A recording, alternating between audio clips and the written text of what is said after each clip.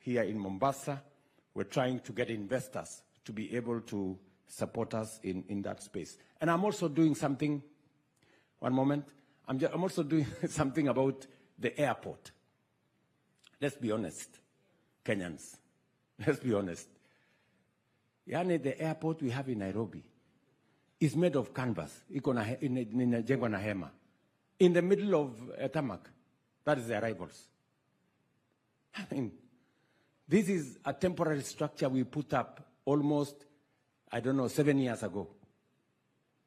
We don't, Ethiopia have a brand new airport. Rwanda have a brand new airport. And it is the reason why we need to work with investors to give us a new airport in Nairobi. I have seen many people saying, William Ruto wants to sell the airport. Am I a madman? You know, sure, how do you sell a strategic national asset? You have to be insane. You know? So we must have the right investment for the airport. The airport is a strategic government asset, national asset. What we want to do in the airport is to work under the PPP program. And people must understand PPP has the potential, public-private partnership has the potential to bring in private sector money, blend it with public sector investment to be able to create an outcome that brings win-win. Let me tell the people of Kenya, for example, let me give you an example. We are all celebrating the Nairobi Expressway. It nowadays takes 5 minutes, 10 minutes from the airport to Serena. True? Do you know that that Nairobi Expressway was not built with the government money? It was built by the private sector under the private-public partnership arrangement. You know? And that is the model that we are going to use to extend the superhighway from Nairobi to Nakuru, to Eldoret, to Malaba. That is what we are going to use to do many of our roads. That's what we want to do with our airport. We want to work with the private sector for them to do 3 things that are critical for our airport: to build a new terminal, to build a new runway, and to make sure that we refurbish what we have and remove the canvas. Ile hema iko hapo ambayo sasa ni arrivals. You know, it's a very shameful thing. The airport we built in 1970, I saw the plaque there, Jomo Kenyatta. That so many, almost 50 years ago. Now, the capacity was 7 million passengers. Last year, we had almost 9 million passengers. We are actually 10 years behind schedule in modernizing our airport. Other countries are ahead of us. I want to persuade us as Kenyans. Let us not buy into fake news. Let us not buy into propaganda.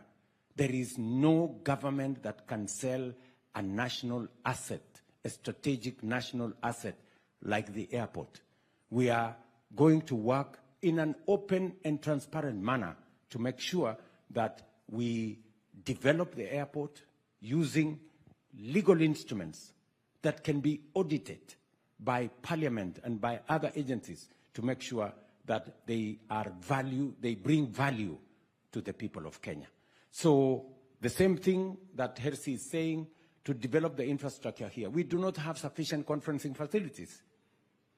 The KICC we have in Nairobi was built through Arambe, imagine, by KANU, those days.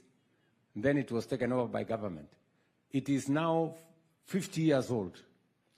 We need a modern conferencing facility if Kenya is truly going to be a hub for tourism.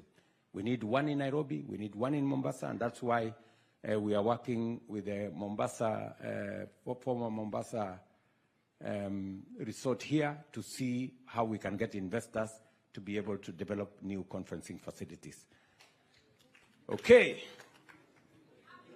There is a lady there in uniform, some very nice uniform. Thank you, Mr. President.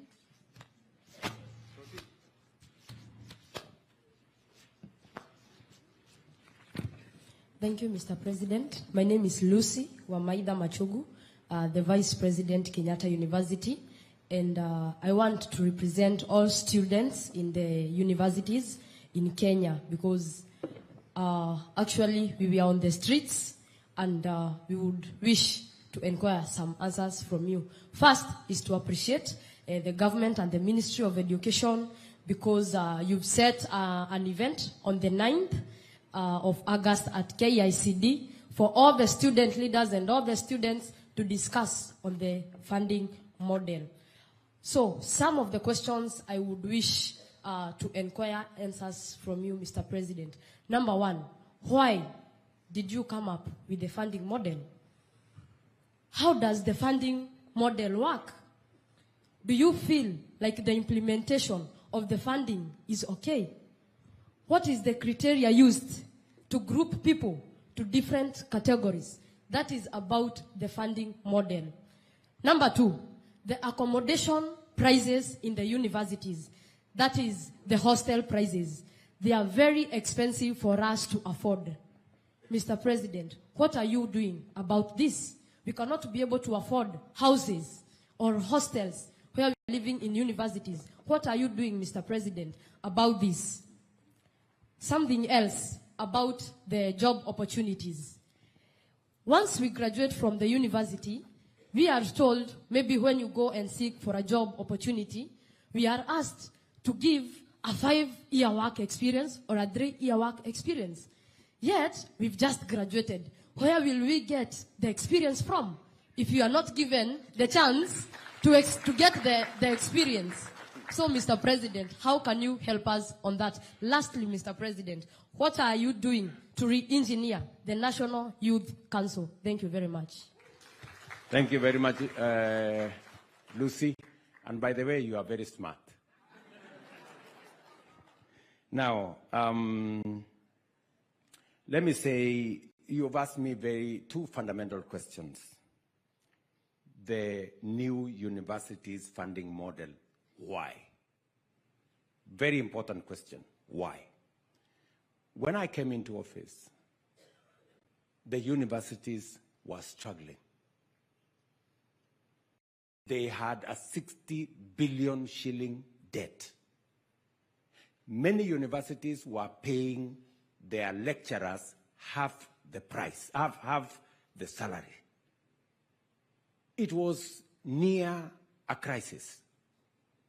And many vice-chancellors agree with me. So it became necessary. And you know, I have a history. Once upon a time, I was Minister for Higher Education. So I understand that space pretty well. And when I came into office then as Minister for Higher Education, I am the one who developed and created the space around our TVETs because there was a missing gap in our education system.